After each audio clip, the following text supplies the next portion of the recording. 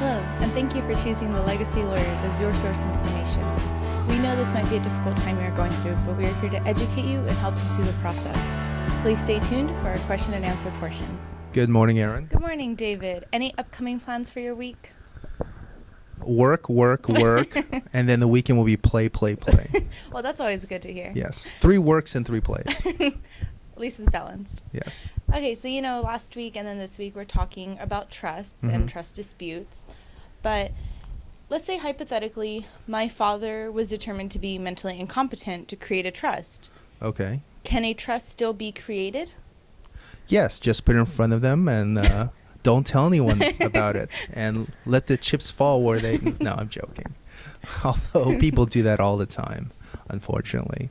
So a trust can be created.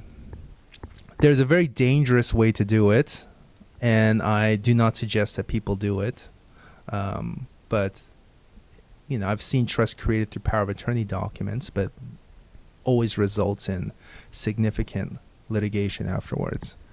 So not a good idea. The other way is through a conservatorship proceeding.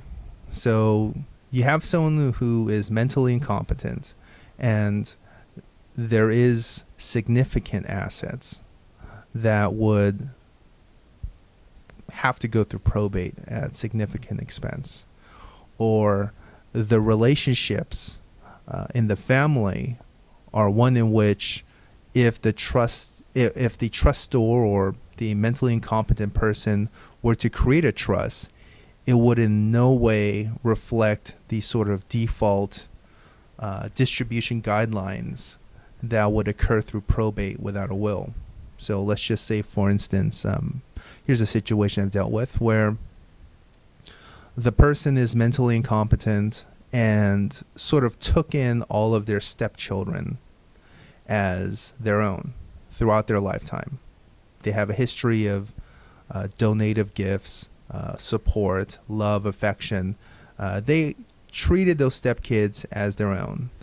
And this mentally incompetent person has no children of her own, and actually her 90-year-old mother who lives in another country would actually be the person who would take her assets in her probate proceeding, and she had a very poor relationship with her.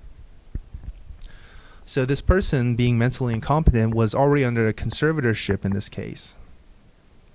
And what we did is we filed a petition under substituted judgment, which is an application you file with the court authorizing the conservator to execute a trust on behalf of the disabled person and to put their assets in that trust.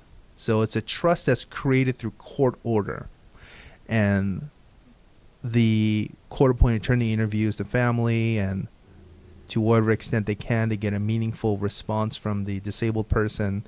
And if that person suggests, well, this is clearly what would be her intent had she had capacity, I prove it, then the court can create this trust through a court order.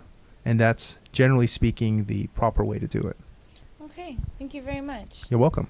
And if you guys have any additional questions, feel free to email us at smm@thelegacylawyers.com. Have a great day.